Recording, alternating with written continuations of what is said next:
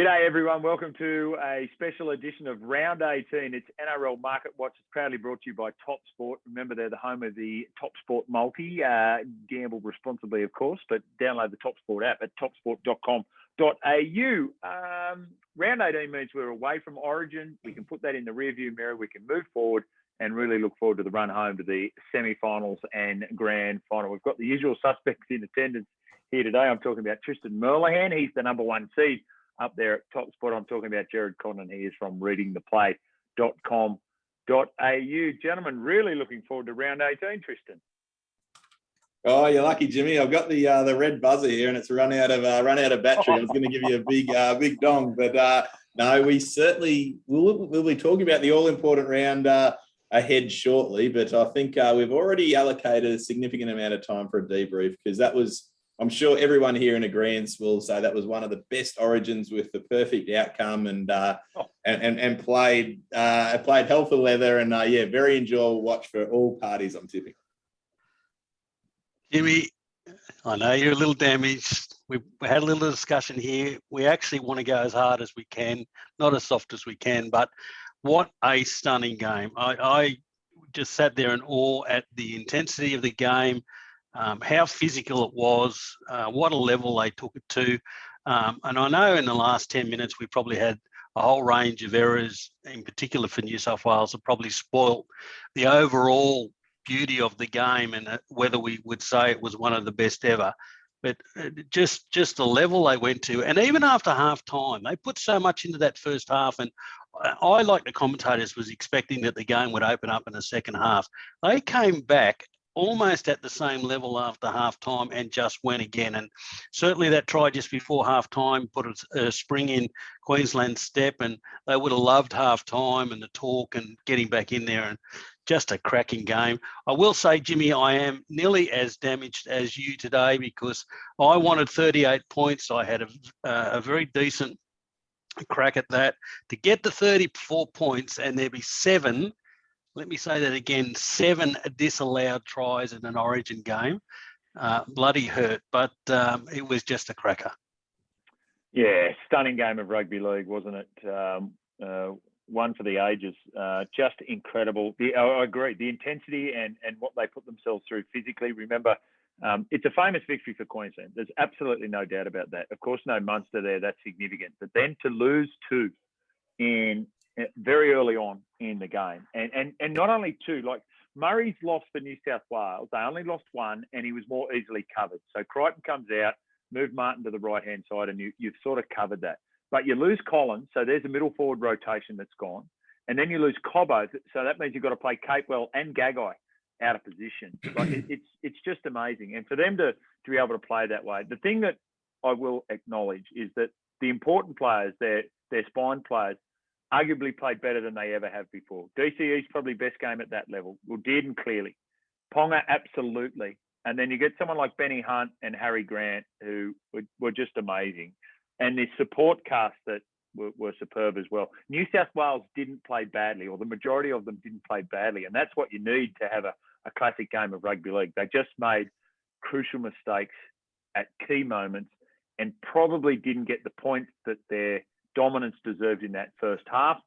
The try on half time was absolutely telling, and yes, I'm licking my wounds today, Tristan.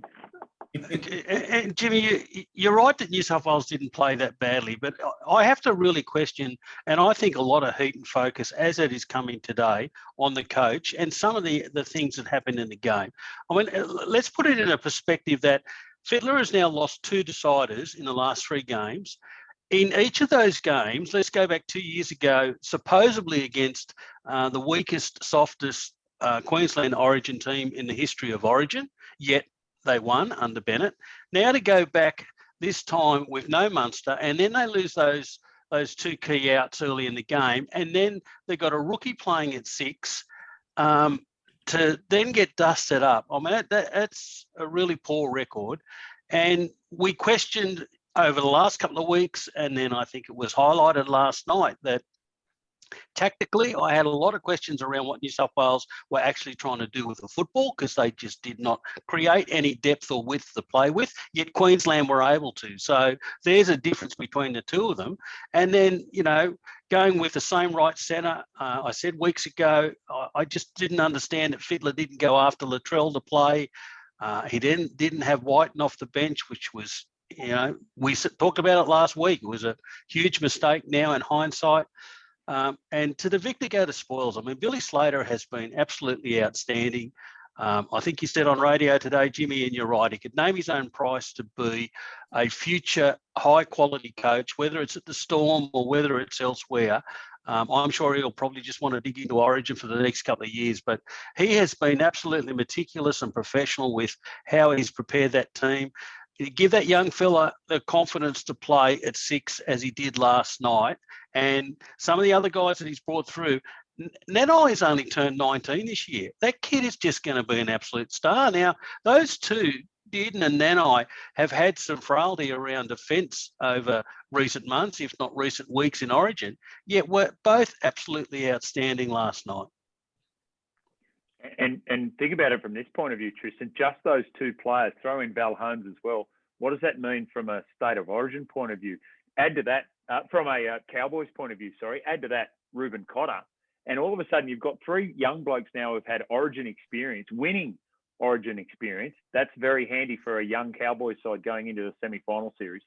Oh, it's massive. And even to complement that, even just Chad Townsend, he called into the squad for New South Wales as well. So it's just phenomenal the way the Cowboys have come on and the confidence that they've obviously gained as a collective under Todd Payten. And then certainly it's been, just taken to another extreme here with playing Origin. Like, it's not that long ago when Tommy Dearden was being moved on from the Broncos and had that horrible record at Suncorp. Well, he certainly made amends there with a very, very big victory. But just fantastic. I echo all the thoughts that you guys have touched on. Two things I want to point out. Ben Hunt scores the runaway try, 70 metres to win the game. And I called the game last night with his great mate, Andrew McCulloch. And in the ad break, I said, that's amazing. It's incredible for your mate. And he said, yeah, he's had some really tough times. And you forget about it, don't you? Like, he drops the ball in the grand final. He's been a highly paid player at the Dragons, and we know what Dragons fans can be like. But let's face it, over the last couple of years, if Ben Hunt doesn't play, the Dragons don't win. Clearly been their best player and deserve the monies that he's getting. And it's probably reward for that bloke who's, one of those guys that is heart and soul Queensland, and he played superbly last night. Crucial 40-20 as well. Just a really big game. The other thing I want to point out is this: Brad Fittler's coaching record at state of origin level is 8-7. Laurie Daly's was 6-9, and one of them's won 3 series and the other one's won 1. Like, it's amazing how tight it can be. One of them took on Smith and Thurston and Cronk and Slater and Inglis and all those great, and the other one hasn't. It's amazing how these small margins can absolutely change everything. Freddie's there again next year, unless he takes an NRL job. If he takes an NRL job, if I was an advisor for Brad Fittler, I would strongly advise against him taking an NRL job. I agree. He'll be there next year, I'm sure. I doubt that he's going to pick up an NRL job now. Jimmy, lastly, if the Australian team was picked this week and the quality and form of Origin will have a big influence later in the season in the World Cup for the selection of that squad and then the starting 17. I mean, DCE would be halfback. Munster clearly picks himself at 6. Do you go Hunt or Grant at 9? Doesn't matter. The other one's probably on the bench. And Teddy gets a gig at number 1. Yeah, you go Hunt and Grant at 9, don't you? And even though you think, well, Harry Grant should start, well, you go, well, geez, it worked well for Billy in Queensland, didn't it? The starting with Benny Hunt and getting Harry Grant off the bench at the 20-minute mark. The point is that you made there is, if you picked it now, well, you don't. You pick it at the end of the year, and Penrith will run through the semi-finals, and Nathan will play well, and then all of a sudden you go, is Cameron going to be available? With that shoulder injury, the Melbourne Storm might go, hey, mate, you got to fix your shoulder. You can't go to the World Cup. We have to wait and see on that. But you're right. It's a really interesting setup. And Queensland's best player on the field last night, Kalen Ponga, can't get a start in the 17, let alone the 13, because of James Tedesco. Well, and with New Zealand and Australia on the same side of the draw in the World Cup, I'm sure Madge has learned a lot over recent weeks in watching how a couple of teams have played Penrith, notably the Eels and then recently the Roosters, and how Queensland have played against those Penrith players and notably their halfback, into how he then wants to play with a very big physical pack of forwards in the World Cup. Very interesting. Madge has already been given a potential Australian side that he's looking at for the lead up to the World Cup. All right, remember, if you enjoy the podcast, we've got some big news too, breaking news that'll happen at the... should we drop it now, gents? Yeah, might as well, right? 7th of September, it's a Friday, lunchtime. What are you doing? Come and join us. At 9th, Jimmy. That's what I say. What did I say? The 7th. Sorry, 9th. Go on the 7th if you want. There'll be no one there. But turn up on the 9th. It'll be a whole lot better because we're going to have the NRL Market Watch podcast inaugural lunch. It's at Dick's Hotel at Balmain. It's proudly brought to you by Top Sport. So we're excited by that. James Graham, the great Englishman, the former Bulldog, the former Dragon, he's going to be our special guest. We might even get up there and who knows, put shit on each other for about 15 minutes. That'd be a good way to go about it. I think you wouldn't expect anything less. If you want to get tickets to it, there'll be a link across all our social media, okay? So buy yourself some tickets, drag a mate along.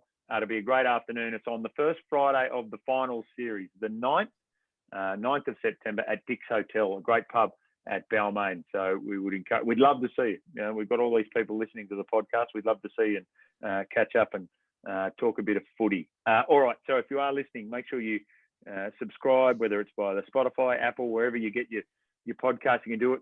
Of course, you're listening or watching via YouTube as well.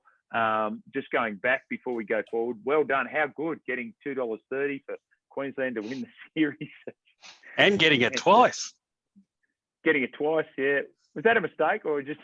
Did you put it on price by mistake, Tristan? Hey, no, declared it twice over 2 weeks, and yes, your lemonade sandwich, Jimmy, was very, very solid. Just absolutely declared it for weeks in advance, and I'm a very good secretary. I just do what I'm told. I got told to put this bet on, and bang, it was there. And yeah, so we got a very nice result in the kitty at the moment. It's been ticking up very nicely. Just bringing that balance up now. We've got a total at the moment of 9,685. So we're very close to the 5-figure mark. So we might even, on that lunch that you referred to, Jimmy, we might even be able to do a presentation or do something with the charity funds on that day. So I think that'll be a really good opportunity to obviously reward what we've been doing over the course of the last few months.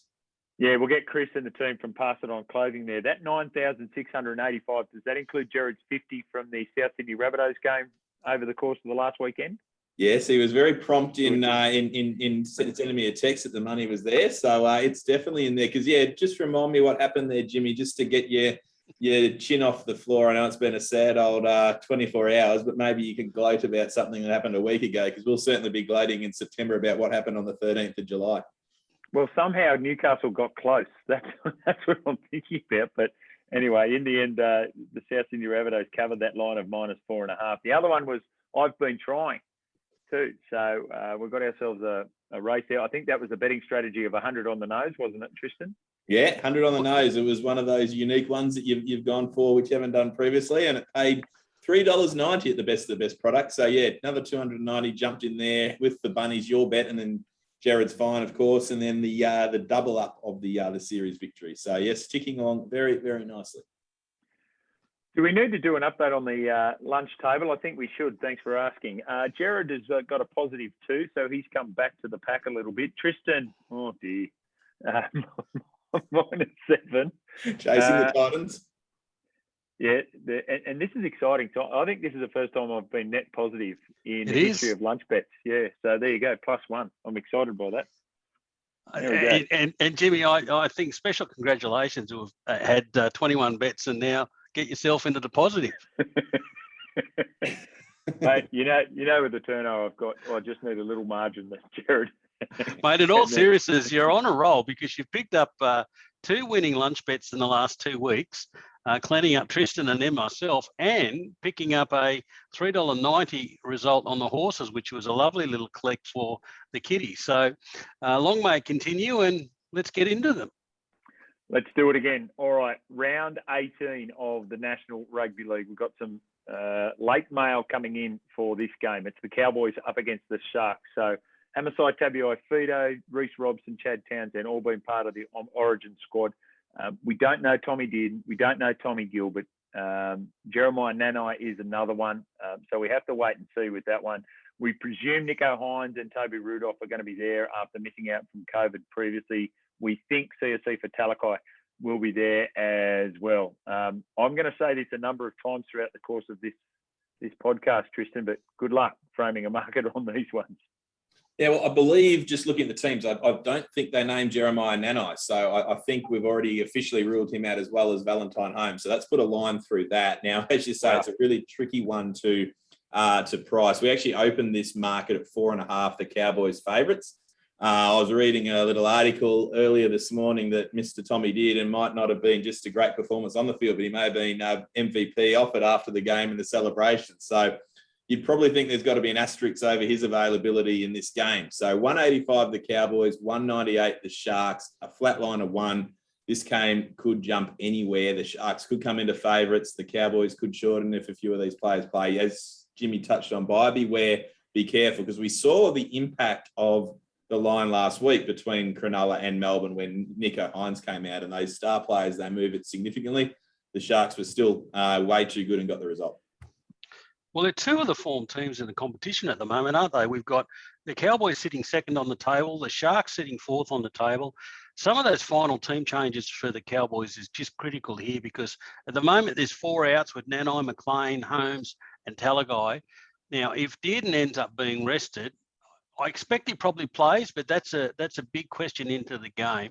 They've got some depth and they've played well when they've needed that depth, the Cowboys. The Sharks come off in a very impressive win. The defence from the Storm was poor in that game, but gee, the Sharks started strong. They had excuses with Hines out. The way they used the football, I was really impressed. They had some very clever tactics. They opened the Storm up down the edges. They've got to travel here. It's a very valuable 2 points for both teams. I'm with the Sharks. I just thought those outs might just bring the Cowboys back a touch. Just looks a cracking game. And, gee, I think there's some points in it too.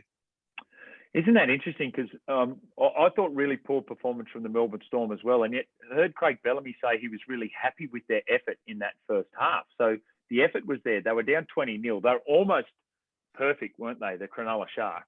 So Nico Hines comes back. I thought Matty Moylan's been superb, and he's got player of the match last game against the Storm and thoroughly deserved it. But he's had plenty of support there as well. And I thought that was a standout performance from the Cronulla Sharks last week. But I think that the Cowboys are one of those sides that's just going to really grow from what they've done. Some of these young guys, as we mentioned earlier, coming out of the State of Origin series, really tough to pick. The fact that it's been played up there at North Queensland is a bonus. I'll lean slightly to the Cows, but yeah, that's about right, isn't it? Toss of the coin game, and $1.85 North Queensland, and I'm not as convinced of the over 41.5 though, Jared. I think these are two very good defensive teams. All right, let's get to the second game. It's actually, someone made a very good point. Wouldn't you like to switch these around and put this one on free to air, the Cowboys Sharks and the poor old Eels Warriors? But anyway, that is the 8 o'clock game on the Friday. It's the Eels taking on the Warriors. This one's at CommBank Stadium. So again, buyer beware. Junior Barlow has been named a backup. Nathan Brown potentially back in there. Murata Niokora could push into the prop position as well. Jake Arthur has been added to the bench. We've still got Stacey Jones, who's tested positive for COVID, so we have to work out what's going on there. Dylan Watene-Zelezniak, he's out as well. So this is really tough for an already depleted side. We do think that Reece Walsh is all set to play. So again, Tristan, a tricky one to price up. Very tricky one to price up, and there's been a decent move towards Parramatta already. The Eels are $1.13. New Zealand $6.25. 17.5 is the line. It's gone out from 15.5 out to 17.5. Total points 44.5. So yeah, I agree with you. Like, you know, you would have loved to have flipped these games around. I think it would have made a lot more sense. And but obviously we weren't to know. And but yeah, the Warriors, this is a concern game for me. I feel like obviously they had all that emotional high last time they played against the Tigers, and they're back at home, and now they've got to travel back over the ditch. Obviously, there's been a lot said about Reece Walsh in the last week or so as well. So they've got to stay in touch early, because we know Parramatta, if they get on a roll, they can put some points up. So we'll just see what the first 20 minutes bring out. And then, but the line is 7.5. So a very, very big one on a Friday night game. Well, I think the thing with the Warriors here is not only have they got a bit of COVID around their squad, they've also got a really bad case of this flu virus going through the joint. I think there's a couple of players that have failed to train in the last couple of days. So what their final list to get on the plane and get here today for this game will be interesting. And their travel record is disastrous over the last 18 months. Distant travel, which they're now doing. Tristan's right, they come off that emotional up to win at home. You know, how do they then come into this game? They've had a week off. They've failed to cover the line at 9 of their last 11, which is, you know, says everything about how they've been going. But for that game at home, you know, Parramatta win. I think they probably cover 18. I don't want to touch the game because the Eels are just so flaky when they get going in a game. You know, they can win by 30 all of a sudden, as they did against the Tigers, get back and only win by 8 and not cover the line. I mean, they were leading by, I think, the best part of 14 with only 5 minutes to play against the Tigers, and looked like they were going to cover the line and then didn't. They've got points in them. It's at Parramatta. Warriors travelling. You know, Parramatta by as far as you can trust them, I guess. Yeah, and that's the question, isn't it? How far can you trust them? Because I totally agree. I mean, they probably should have had the Sean Lane try allowed. They definitely should have had the Will Penasini try allowed. I don't know where the forward pass was in that one. The next thing you know, they're behind by 12, and you think, oh, I was on the line as well there in that one, Jared. And we didn't get there, but we did. Sorry, we got there, and then they gave it up again. Yep. Which is real Parramatta, isn't it? I have a blanket rule that you do not back either against or with the Warriors. But with Adam Fanua-Blake back, pending that he does play and whoever else does play, and we make a presumption that Reece Walsh plays, and the flakiness that you've mentioned of the Parramatta Eels, I could take that plus 17.5 if you push me into this one and you said, right, you got to pick a side, I'd go the Warriors plus 17.5. Obviously, I'm not putting any hard earned on it because that's just the blanket rule with the Warriors. But and that says as much about my belief or lack thereof in the Warriors as it does in the similar type situation with the Eels.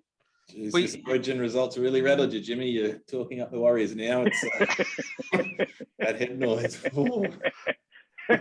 So hang on a sec, Jimmy. Is this a lunch bet you're prepared to take 17.5? No, because I just have a blanket rule. You don't put anything of value on. You know, I'll put a friendship on the line. No, this is not a lunch bet, all right? But all I'm saying is if you had a gun to my head and said you've got to pick one, I'd go, right, Warriors plus 17.5. That doesn't say much for your lunch date, Jared, that he'd rather have a gun to his head than for lunch date. No. Well, I think my plan for Friday is stay at home and watch the 6 o'clock game and then go out by 8 o'clock for a nice dinner somewhere, because there's going to be nothing to watch in this one. And Jimmy, I know 17.5 looks big, and a lot of people have been talking this up over the last couple of days. Gee, that looks a big line start. The 3 games prior to winning at home, they got beat by 30 in each of those 3 games. So it's not real hard to put a lot of points through the Warriors. Oh, I'll wait till it gets to 19.5 and then load up. Well, righto. Now this is an interesting one on Saturday, 3 o'clock, Central Coast Stadium. Calling this game. This will be interesting. Roosters and the Dragons. Tedesco named to back up. What a series he had. Tupou, Crichton, we think's doing the same. No Collins, quite obviously. So Matt Lodge, come on down, playing for the Roosters in his first game. For the Dragons, Benny Hunt, we've already mentioned it, absolutely amazing. We think he's going to play. Makali Ravalawa, he's out. Tautau Monga comes into the side. Jack DeBellin starting for Tarek Sims, and Aaron Woods, the new player on the bench. Oh, I can't wait to get stuck into this one, Tristan.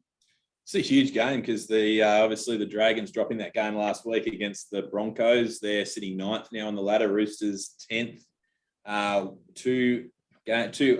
game out of the top 8 and 2 spots, and 4 obviously away from the top 6. So it's a really important game with both sides plenty on the line. There's been one-way traffic for the Roosters in this game from a betting wise. They've been back from $1.45 into $1.36. $3.20 the Dragons. The line's gone from 6.5 out to 8.5. So punters all over the Roosters. I think probably it's been that common trend. I think when you're pricing these games up on a Monday of Origin week from our end, you're like, oh yeah, the Roosters are going to have players backing up. You know, we got to take that into account. But they just haven't had as many this year as what they have in other years. And I think the punters are clued into it. So they haven't got that bigger risk. We know Teddy, how well he's been going. He's going to be there. You'd almost be certain. So when he's in that side, they're always very, very hard to beat. It's amazing to look at the Roosters right here. I mean, when was the last time that the Roosters had lost 4 games in a row? Now, it's been really clear over the last 4 or 5 weeks with things that Trent Robinson has had to say, and in particular the signing of Matt Lodge, that they're very focused, or he's very focused, on trying to now, off the back of this bye, into this game, get their season back on track and potentially get themselves back into the top 8. It becomes critical here, as Tristan mentioned, there's only 2 points between them on the table. If the Roosters can pick up this, that then gets them equal with the Dragons, and then possibly a springboard into the coming weeks. I really liked what the Roosters did against the Panthers last start, and I thought they were well stitched up and potentially could well have won that game. At Penrith Park, they really came to play. You could see some of the work that Robinson had put into trying to get them back on track. Off the back of that bye, I think they're primed, ready to really give one of their better offerings here.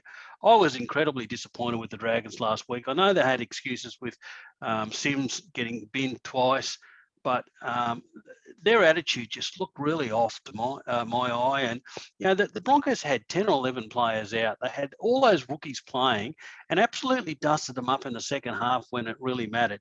You know, Hunt is so critical of this team. They need him to play. But they're also then missing Sims. They're missing the big winger.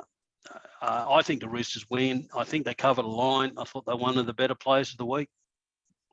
Yeah, it is interesting to see the 2 key players, isn't it? For Tedesco and Hunt for each time backing up. He's a marvel, Tedesco. Physically, what he does during the course of matches is absolutely amazing. There's parts of his game that doesn't make him complete, but my word, when it comes to effort, he's unsurpassed. Just amazing what he did in State of Origin series. He'll be hurting. He's captain. He's the leader of that side. He's the leader of this side.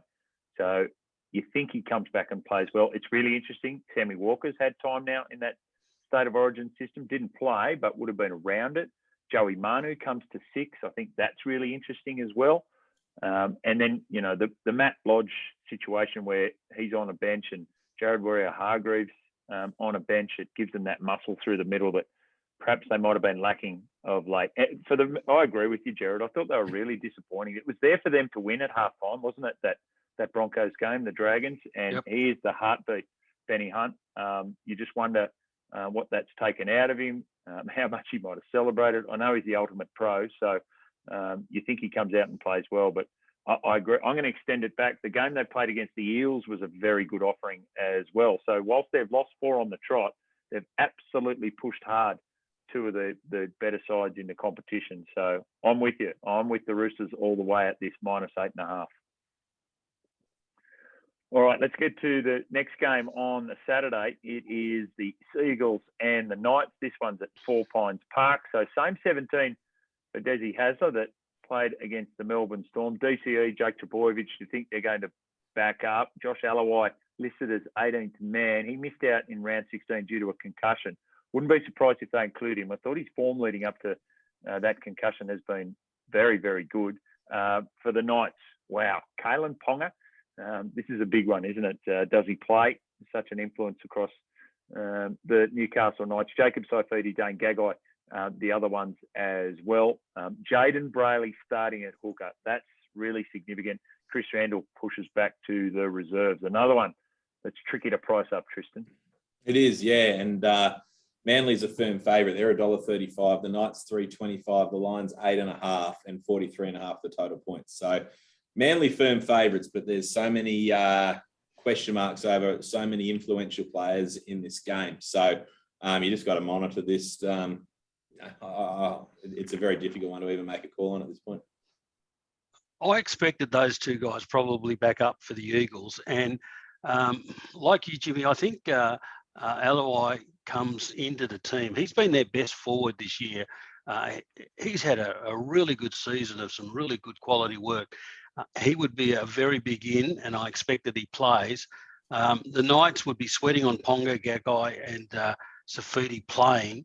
They were just absolutely horrible last start against the Titans. And again, against the Rabbits, off beating the Titans the game before. The Rabbits again had 9 or 10 players out. Latrell and Cody absolutely ripped them a new one. Again, their defensive attitude was just absolutely horrible. Off a little bit of a break and freshen up into this, but their record at Brookvale's terrible. Lost 8 of their last 10.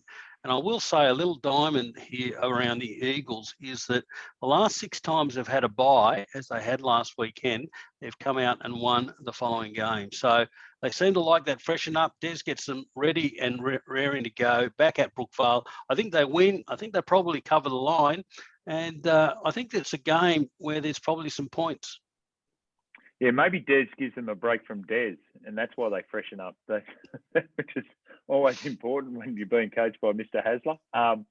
Yeah, it's an interesting one, isn't it? I think the record at Four Pines obviously very strong. I think the Cherry Evans, the Trebojevic obviously back up, Aloi to play, and then they're strong. You look at looking at their bench: Dylan Walker, Schuster, Tapau, and Paseka. I'm looking at that and you go, well, Aloi plays, but where do you fit him in with that one?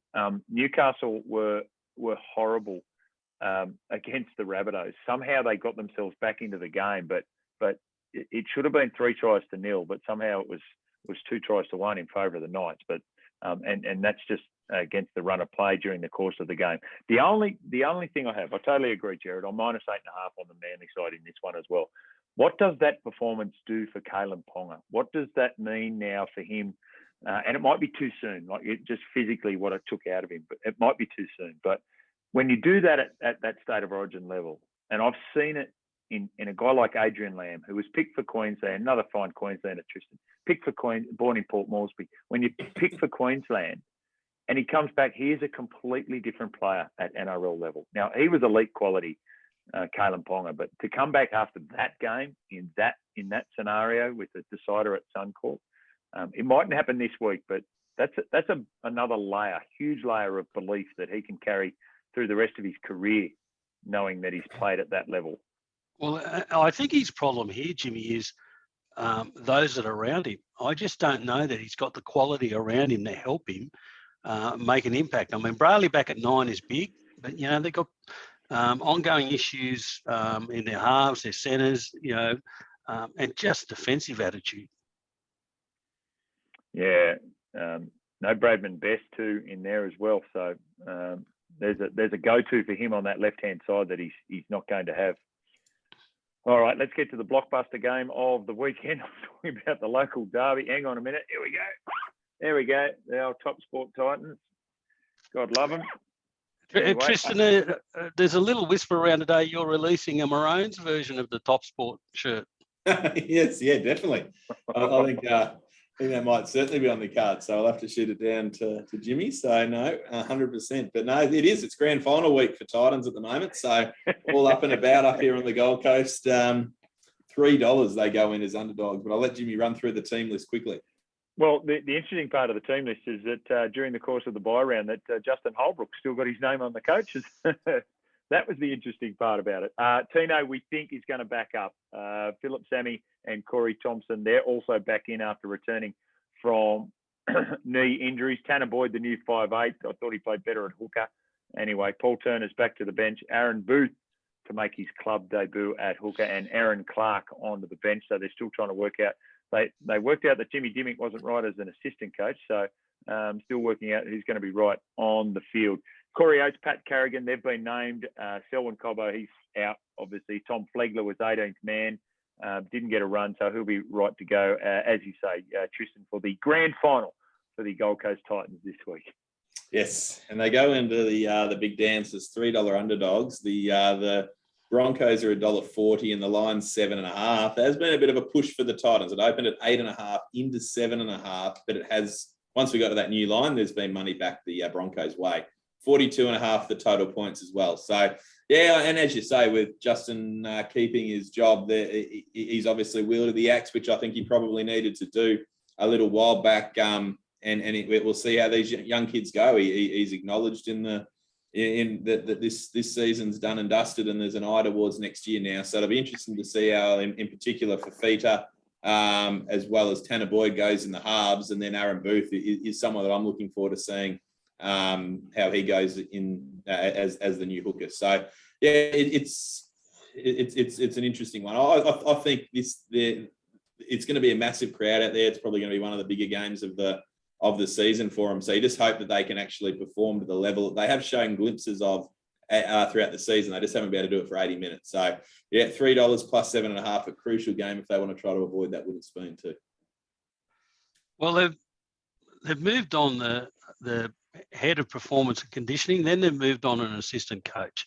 The one thing I will say that I do think has been very positive about the Titans is there's been absolutely no leaks or scuttlebutt coming out. Clearly, they're working on whatever they're working on in the background, but unlike a few clubs like the Tigers, there's no information getting out about when somebody was about to be sacked or what the hell was going on. I suspect, I don't know, but I suspect that Holbrook probably has another 2 or 3 weeks to either show that he can start to patch things up and turn it around a little bit toward the end of the season, or his cards are marked. I just don't know that this playing group is going to get a result for him. Now, the last 19 times these two teams have played, the favourite has won. So we all in on the Broncos. I mean, they're just playing with so much confidence compared to a complete lack of confidence and combination that the Titans are playing with, even with the outs, even with the doubts about who backs up. I just thought the level of belief that they had, and as the game went on, lifted last weekend against the Dragons. I can't be against the Broncos. I certainly think they win, and I actually wouldn't be surprised if they covered a line at 7.5 to my eye. I thought it just looked a little bit low when you consider what damage they did to the Dragons. Is Mrs. Tristan back from her overseas trip and she's in the top sport suite for this game? She's not. She's still got another few days before she returns, so I'll be in there, and I won't have any shackles being applied. So yeah, it could be an interesting night. So I'll certainly be there enjoying myself, and hopefully the Titans do it. So I'm going to throw out a little bit of bait, Jimmy, on the back of your comments. I'll be hungry. I'll be looking forward to some food there on Saturday night. Would you be interested in a lunch or dinner wager? For the line? Yes. Mate, I think you're about 10 short. I'm with Gerard. I look at, unless they can find something in the local derby, and unless Tino comes and takes out 7, which he tried to do last night, but anyway, separate issue. Tanner Boyd at 6, I don't like it. Alexander Brimson at the back, okay, I'll accept that. Aaron Booth, we need to find out how he goes, but Aaron Clark's been uninspiring. Paul Turner's been uninspiring in that position as well. To be honest, when the most positive thing someone can say about you when you're running 15th is that we don't leak, there is a concern. On the other hand, I agree with Gerard. Wow, didn't they play well last week? These young guys, Tessie knew. They now got 4 good fullbacks that are going to be in the club next year. Probably 5. Another one wants to play there. Ezra Mann was excellent in that game against the Dragons. They're so free in what they're doing. Kobe Hetherington is creating stuff through the middle of the field. I thought it was an outstanding performance from them. Really, really impressive. And they are far too good for this Titans side, grand final or not. I am more than happy to take you on at the -7.5. Thanks, Tristan. Count me in. You're in too, Gerard? Yeah, I'm in too. Gee whiz. I hope all What the was that? outsiders get up. Yeah, I hope all the outsiders get up on the racing on the Saturday, Tristan. So. Yeah, it's when you call someone's bluff and then the chips just go swoosh straight in and you know you're in trouble. So, but we'll see. We've got full confidence in the boys. As you touched on, Jimmy, at the start, very, very proud Queenslander and Gold Coast fan. I think they're going to have a dig this weekend. And don't forget, last time they played these two sides, the Titans had a pretty sizable lead and obviously blew it. But I think they'll take a little bit of confidence from those first 60 minutes. All right. You take confidence from your first 60 minutes and we'll score 24 points in the last 20. How's that? So Jimmy, we'll work it out. Jimmy, can you make sure you write down 7.5? Because I think by game time, there might be a few little changes to that final Broncos team. And I don't think it starts 7.5. Okay. Do we get the dead shit fluctuation on this? No. It's on record. Okay. It's on record, okay, mate. Okay. When we're in together, we get the 7.5. Right, the good bloke fluck. Yeah, right. Okay. It's rare I get hold of that one. Anyway. All right, let's have a look. On Sunday, 2:00 game, we've got the Tigers taking on the Panthers. Oh, dear. What's Brett Kamali done? Or someone at the West Tigers. Adam Dewey is at 5'8". Jackson Hastings is at lock. Joe Offengower, he can only play lock, so they put him at prop. Dames Tamo is back on deck. Ken Marmelo is a big return as well. Luke Brooks is in the half. So for the Panthers, no Cleary, Yo, Martin, Luai, To'o, Crichton, Coruscant, all rested.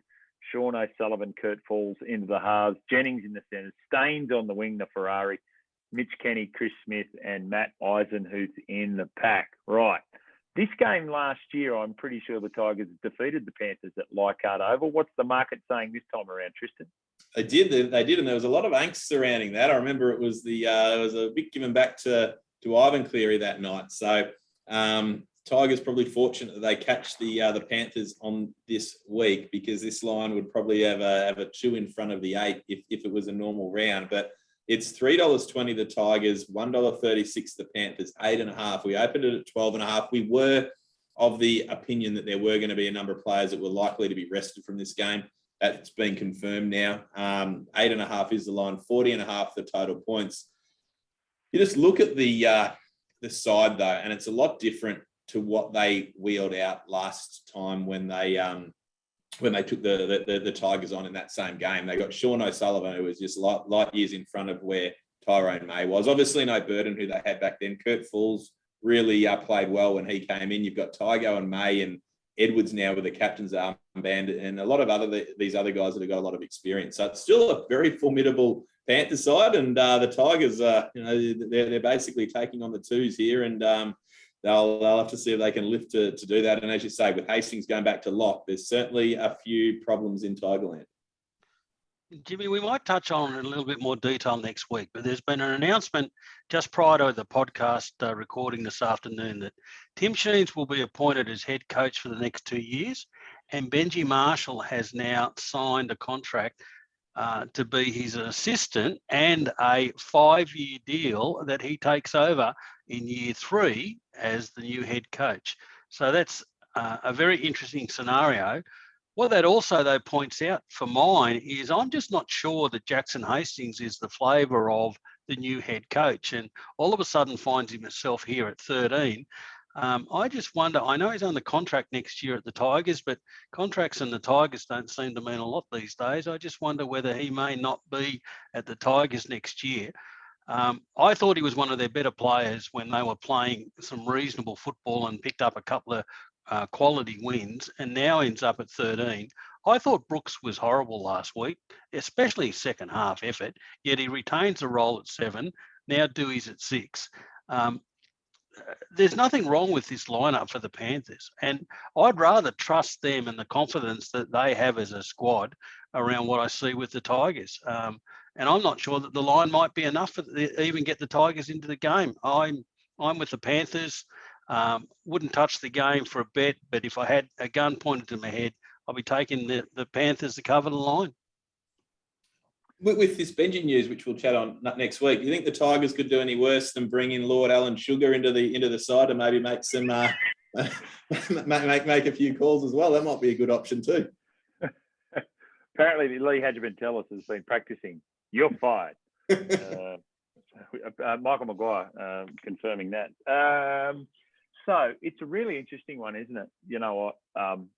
I've had my say previously, but for the record, Tim Sheens' record as a coach is quite phenomenal. One of the greatest in the history of the code in this country, but that was then and this is now. He's been sacked in the last 10 years from his last 4 jobs, including a decade ago with the West Tigers. It's absolutely amazing that they bring him back, but they have the one, and it's ridiculous. So now, if you talk about people who are going to lose enthusiasm with Jackson Hastings, how are you going, Brett Kamali? You're the interim coach of the Tigers, and you're out of a job as well. So fascinating the way it's going to play out. The only thing about it is this, and that is I wouldn't underestimate Benji Marshall. Like I know he hasn't got any experience. I know that he's got so much learnings to do, but I wouldn't underestimate him to do it. He's just one of those guys. Like, you don't be the superstar that he was in the game, and you don't go on Celebrity Apprentice and win it if you don't have a ridiculous amount of belief in what you can do. And if he's doing it for the right reasons, which I would think that he is, then I'm not going to underestimate him, because straight away he's going to have a conversation with Isaiah Papali'i and say, hey, Paps, come with us, mate. But, we'll look after you. He's going to do the same for Appy Coruscant. We'll make sure that's happening. They've got this huge nursery of juniors that's going to explode. So there are some positives there. I don't agree with the Sheen's appointment, but I'm happy that they've given some structure and some commitment to what people. If you're looking at going to the West Tigers, at least you know what you're looking at now. I've got no doubt that Benji's an absolute winner, Jimmy, and I concur with everything you said about him. And he has the makings in terms of attitude and just person to potentially be a very good coach. The problem is he's coaching at the West Tigers. The joint's an absolute basket case, and there's no doubt that Madge is a very good coach. Well, they murdered him, and there's been plenty before him that they've also murdered as well. So, Benji's going to need to be 5 times as good as that to try and turn this around, and he's going to be shackled over the next couple of years with Tim Sheens and Warren McDonald and everything else that goes with that package. Everything old is new again, Jared, at the West Tigers. So that great nursery of juniors and Benji Marshall and all that doesn't help them this Sunday. I agree. It's Tristan. It's a good point that you made. It's not Tyrone May at 7. It's Sean O'Sullivan at 7, and he just plays like a 7. And so Wayne Bennett will be a very interested onlooker for this one. I agree, Jared. I'm not going to get into it as a betting medium, but if you ask me to do it, it's the -8.5 for the Panthers that I'd be looking at. All right. This is going to be a beauty, the Sunday 4 o'clock game. This is down in Melbourne. Cam Munster has been named in the Storm v Raiders game. So I can only imagine how tough he did it in whatever hotel room he was holed up in to watch Origin 3. Nick Meaney back to the wing. Harry Grant, he's been named. We think Felice Kafusi is going to play in this one as well. So Chris Lewis drops out.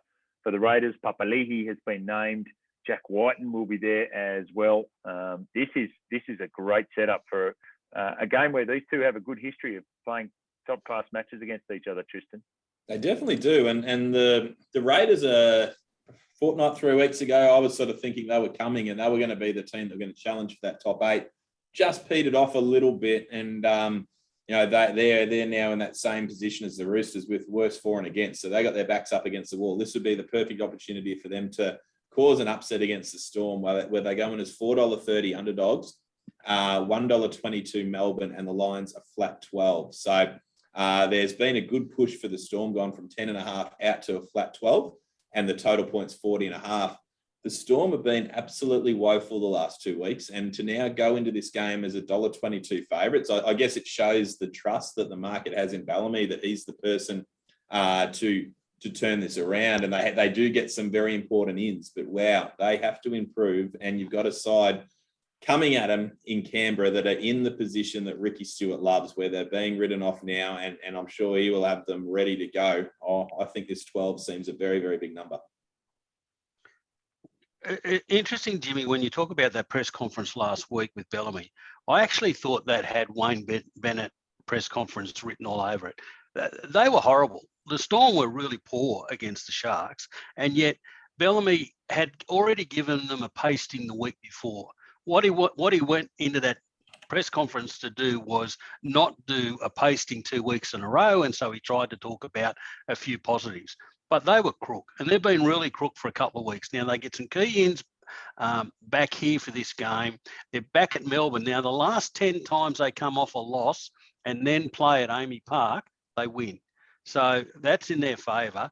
But there are guys that have attitude and defensively just not been putting in, who have been putting in for a number of years. So he's had a little bit to do and work on in this last week. And that was the 4th time this year they have had very big resounding losses. And they're sliding down the table at the moment. And I don't think they're now going to be a major contender later in the season on the back of what we're seeing at the moment.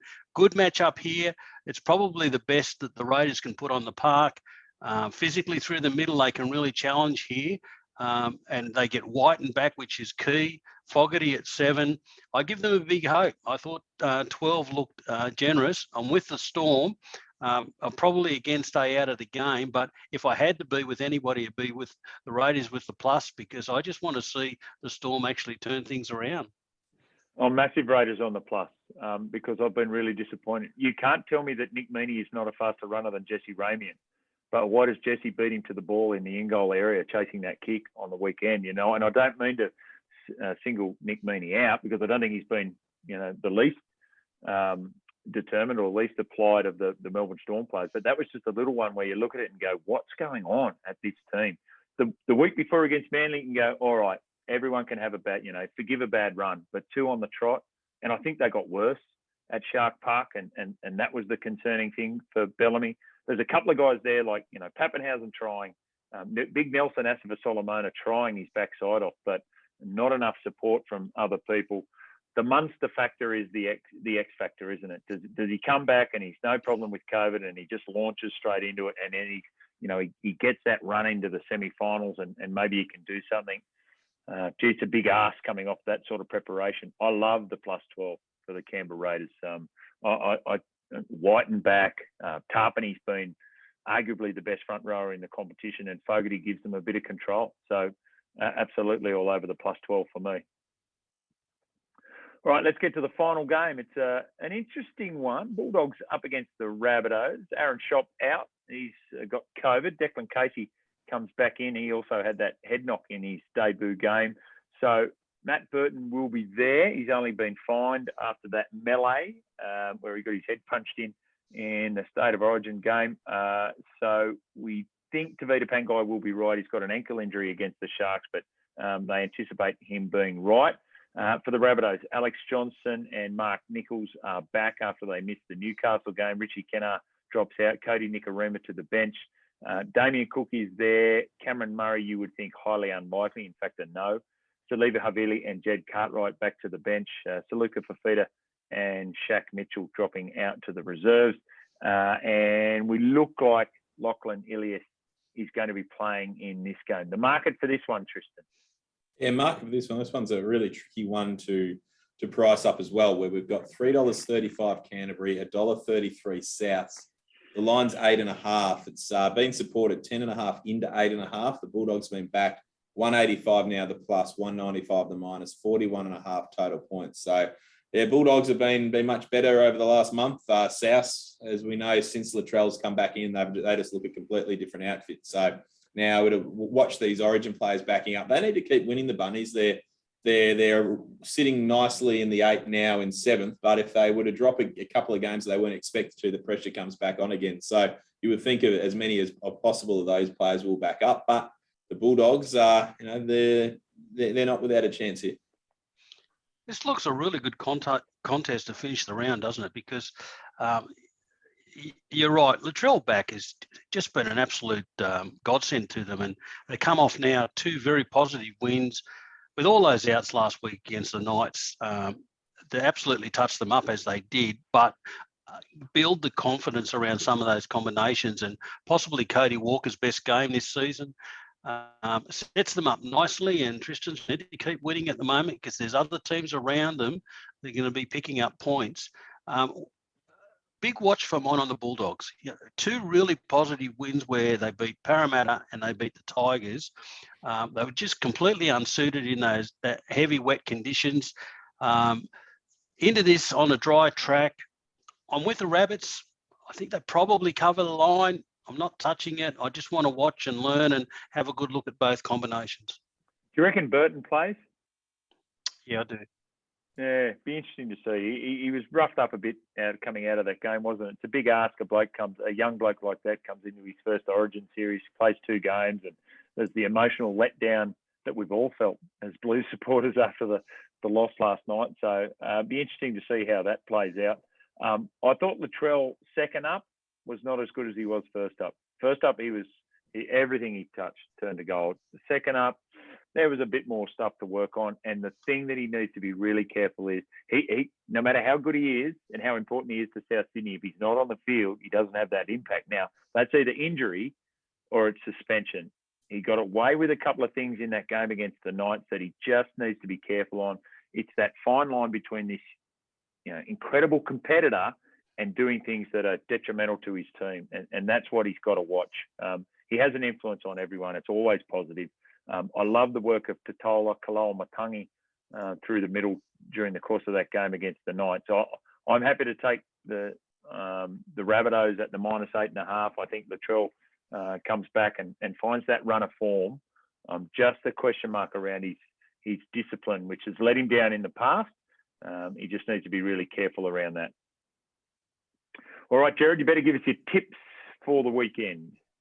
Tricky round, lots of ins and outs to watch and see final team lists. But I'm with the Sharks, the Eels, the Roosters, the Eagles, the Broncos, the Panthers, the Storm, and the Rabbits. I thought the best of the week was the Roosters. I really think that this is a key game for them to return back to winning and do it well. Roosters to cover the 8.5 at $1.90. Tristan?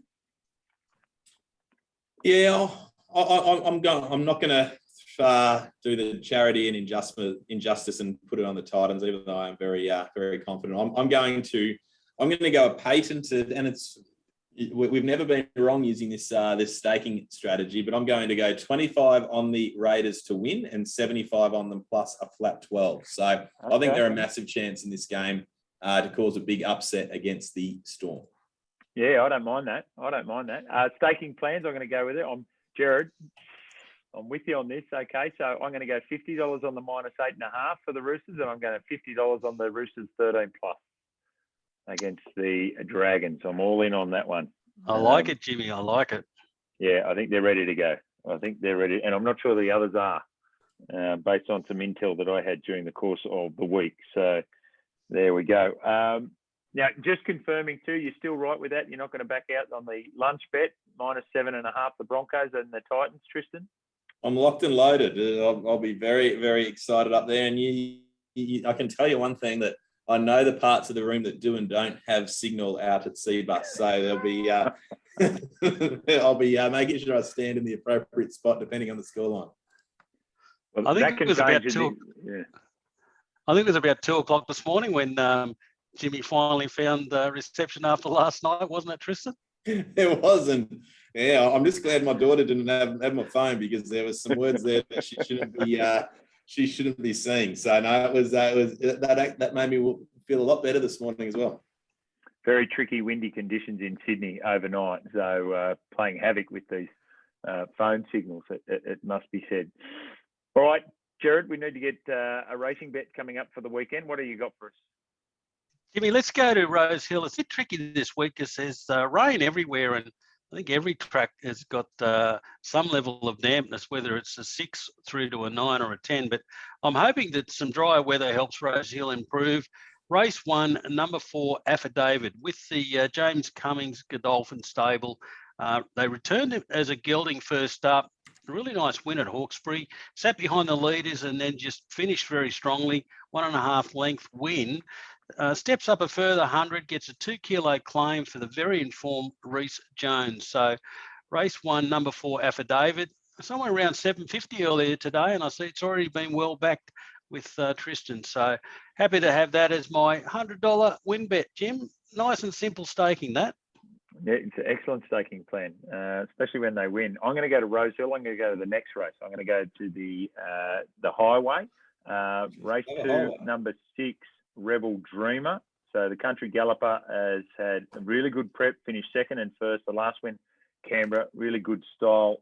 Bit of sting out of the track, so don't mind that. Jason Collett, absolutely flying at the moment. Opened at 380, and the punters have come for it. I don't know what that top fluck that I might get. So, but anyway, it's listed currently at 320, Tristan. So, not sure what you can do there, but anyway.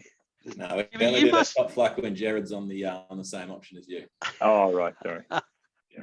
Jimmy, you must be running up a new phone bill record at the moment, because each week you're clearly ringing every country trainer there is, picking out these highways to try and find which one you're now going to back. And you've been coming up with some winners. So I hope that is paying for the phone bill. Oh, well, Jared, you just got to do what you can. You do your own research and all that sort of thing, and it just pays dividends. I think that's basically the way we look at it here at HQ. Rebel Dreamer, 320. Anything from you, Tristan, for this weekend? I'm going to put a watch out for a runner because there's no markets out just yet. But just see what price it opens up. It's a first starter at Maui. And I've got a little share in a very astute trainer, Mr. Nichols there. And it's we're unfortunately drawn barrier 13. So maybe monitor this run, see what price it opens up. But it won its trial, was impressive. Obviously, we'd love to get a 2-year-old win there in the as a female horse. But I just monitor how it goes on Saturday, and potentially, it's very, very wide barrier, hard to win the first up one. But just pop it in your black book, because maybe second up might be the way to go. What race and number is that, mate? Sorry, I probably should give you that information. It's very important. Race the name and help too. Anything? Yeah. Race 1, number 6 at Maui, Marble Gold. First starter there out of the Nichols yard. All right. So what if it opens up at what price should we be interested? This is interesting. The bookmaker's going to tell you. It's like if you go and speak to the hairdresser and say, should I have a haircut? They say, yeah, you should have a haircut. Oh, right. I sort of feel if it's each way odds, so each way odds I'd suggest $5 or $6, which you'd probably think in a field of that depth and barrier 13, there's definitely a chance of it being. It's very difficult for bookmakers to price these because there are a lot of first starters. You don't know what a few of them are hiding away, but I would suggest anything over $6. It's worth a little snippet each way, but otherwise, I would love to see how it goes, and then maybe just keep it in that black book for second up. Well, gentlemen, there it is. Another Origin Series is run and won. Congratulations to Queensland. Well done on that. Look forward to those Top Sport maroon T-shirts that are going to be handed out, distributed very well. When I say widely, all the way up to the Tweed River, I would have thought, or all the way down to the Tweed River, and then it'll stop. When I rang asking for them to be made, and they said what quantity, and when I said 1, they said, you can get more, you get a bigger discount if you get more. I said, no, we just need 1, just need 1. All right. I'll keep an eye out for the parcel for that one. Gentlemen, just to reiterate too, if you're excited about the finals like we are, and you want to come to a Top Sport function, it'll be on the 9th of September, Friday afternoon. It's at Dick's Hotel at Balmain. James Graham, their special guest speaker, the former Dragon, the former Bulldog, and of course the former Great Britain and England star. He's a great fella. He knows his footy, and he enjoys a good time too. So it'd be worth coming to have a beer. We'd love to have the listeners there. We'll put it out on social media. You'll see the link, and in the meantime, enjoy your footy, enjoy your racing over the weekend, and we'll speak again next week, boys. Have a great weekend.